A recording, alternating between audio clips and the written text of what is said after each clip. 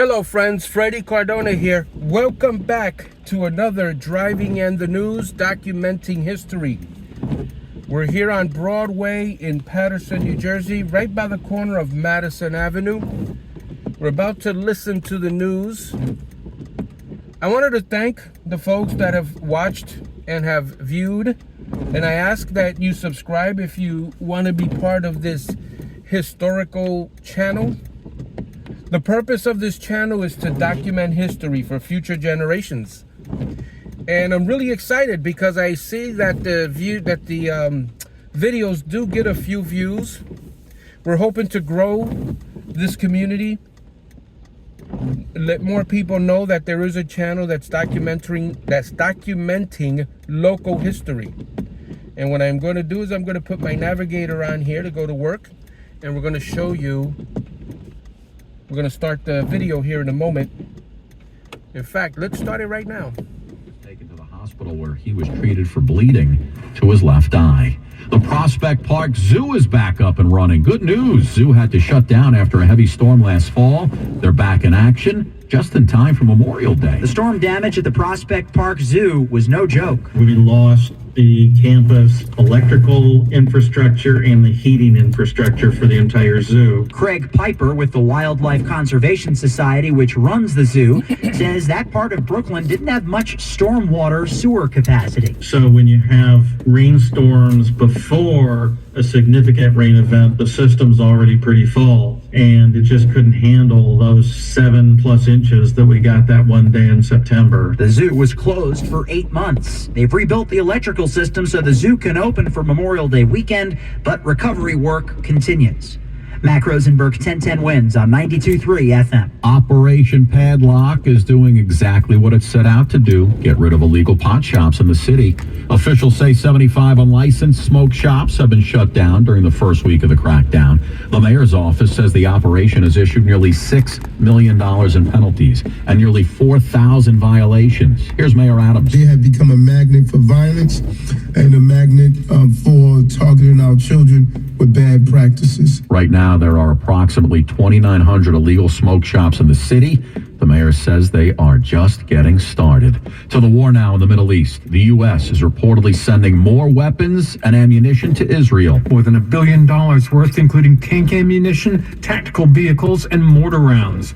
It would be the first announced arms shipment to Israel since the administration put another on hold earlier this month, consisting of 3,500 bombs.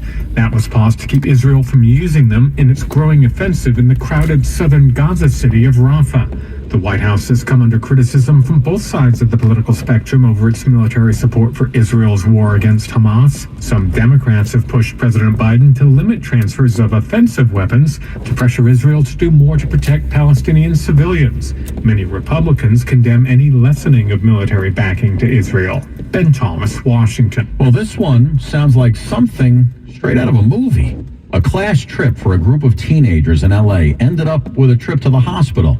That was after someone noticed the kids were tripping on edibles. This all happened when a security guard at the La Brea Tar Pits Museum noticed that the 18s were looking a little ill. Dialed 911. First responders showed up. They were taken to area hospitals. The good news is they are all in fair condition. LA City Fire confirming that all 18s ingested marijuana edibles. That apparently is what got them sick. Sid Garcia reporting. Officials at the La Brea Tar Pits put out a statement saying, according to first responders, their symptoms were caused by something the students ingested on their own, unrelated to their visit to the pits. Not sure the La Brea Tar Pits is a spot you want to be tripping, kids. Things may start turning into Jurassic Park out there. Hey, we always think winning the lottery is going to make all of our dreams come true, right? Well, big money often comes with big problems. Case in point, a guy from Maine who hit the jackpot on $1 billion Mega Millions is now in a nasty legal battle with his family over the money.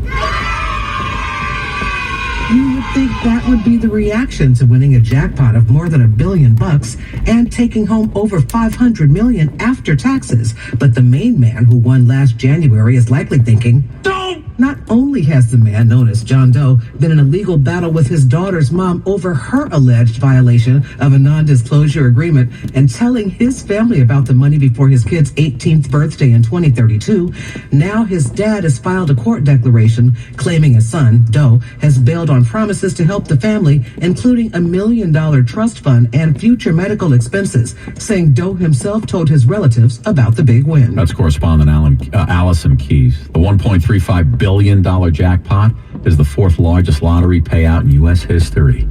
I got to talk about the Olympics now for a second. Hold on. Let's put this on. Driving around in Patterson, New Jersey while we listen to the news on my way to work. Officials in Paris said they ordered up 300,000 condoms so the athletes in the Olympic Village could have safe sex. Lots of condoms, yes. Beds for sex, As a matter of fact, they're called anti-sex beds, and they've arrived in Paris, and their materials and small size are aimed at making them somewhat comfy for just one athlete, maybe half an athlete. You know, remember your twin-size bed from junior high school? Well, that's what we're talking about. Olympic officials have reportedly cited sustainability as the primary reason for the small beds. The mattresses and cardboard frames are recyclable. The frames are cardboard. You can just see them going flat, right? Over the years, stories about wild sex among Olympic athletes have been abundant in the media. I mean, Matthew Syed, a table tennis player, told the Times of London he had more sex in the 2.5 weeks of the 1992 Barcelona Games than the rest of his entire life. And this guy's just a ping pong player. I mean, could you imagine what goes on with the water polo folks? My head's spinning. For the ones who work hard to ensure their crew can always go the extra mile. So we're currently on Van Houten Street. We have a school bus up ahead with its red lights on.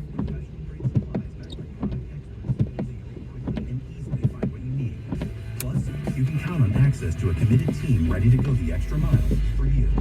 Call, click Grainger.com, or just stop by. Grainger, for the ones who get it done. Some say Memorial Day is the unofficial start. Sometimes the commercials are also vintage later on, so I keep them in the video. Family and friends is a summer ritual, and there's no better time than Today is May 15th, 2024. for some chicken drumsticks. Kingsford Original gives you that authentic wood-fired barbecue flavor. That means summer is finally here. So good. Kingsford Original Charcoal, America's grilling expert. Kingsford.com. Wins News Time, 7:51, Wednesday morning. We got a lot of troubles out there, Karen Stewart. Yeah, and on a day where we recommend mass transit, we've got mass transit problems. NJT to be exact. New Jersey Coastline Rail subject to 30-minute delays in both directions due to signal issues near Hazlitt. Luckily for us, it's the only mass transit delay that we're dealing with. Second problem here, and it's a biggie, is the GW Bridge. Here's what you need to know about the bridges and tunnels. We've done it, folks. We've reached martyr status at the inbound George upper level from 8095 Express. It's an hour and a half wait. An hour and a half with police activity blocking the right lane. Police activity blocks the right lane on the lower and on the outbound, both levels of the GW Bridge. The inbound George lower level's an hour 15, and again, the upper is 90 minutes. The best approach as an alternate is the Palisades. No, it's not. Route 4 is the best approach to the inbound GW Bridge with a 40 to 45 minute wait. The Palisades is 55 to 60. The inbound Lincoln is now 50, and the inbound Holland Tunnel is now a 50-minute wait as well. And in the northern suburbs, the Palisades South at exit 18 has a crash on the left.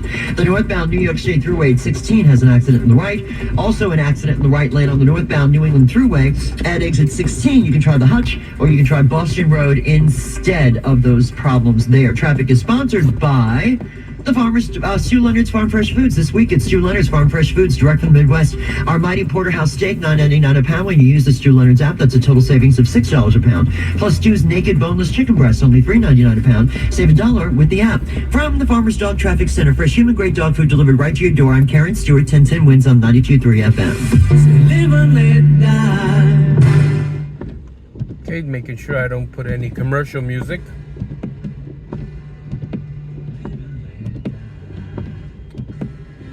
As you have the Silk City Apartments there on your left. Ladies and Gentlemen, it is a Paul McCartney and Wings Wednesday. Live and let die from little James Bond action meteorologist Matt Benz. I was just going to say, get me in the mood for James Bond here for today. And hey, we can let this we can let this weather go away at any point here for today. Just plenty of clouds out there, still dealing with a lot of light rain, steady rain here across the tri-state. It is starting to lighten up in spots west of 287 across North Jersey, so it does look like this should become more intermittent, especially later on this morning into this afternoon. But it just stays wet for today. The high is 67 degrees. Into tonight, occasional rain drizzle, so things just stay wet with a low of 57. Tomorrow, spotty rain and drizzle. Another day where it could just stay damp out there for a good chunk of the day. Mainly cloudy and breezy tomorrow with a high of 66. Friday. That's the Patterson Post Office there on the right, in case you're wondering. Here we go again. Some showers again into Saturday afternoon with a high of 67. Currently it's 59 degrees in Central Park. Cloudy skies. It's raining out there. Repeating, the current temperature is 59, heading up to 67 this afternoon in Midtown. Meteorologist Matt Benz on New York's weather station. 1010 winds on night. All right, guys, we're about 10 minutes in, so don't want to keep you too long. But I do appreciate the views, the visits to the channel. Make sure to share this video with others who would like to be part of the documenting, I should just make a new word, documenting history. We're doing this for future generations, not for us. This is for the future, for people to look back, pick a random day and see what the local news was about in the New York metropolitan area way back in the 2020s. All right, guys, thank you so much for being part of the community and for watching. Please comment below if you watched. All right, guys, we'll see you on the next one.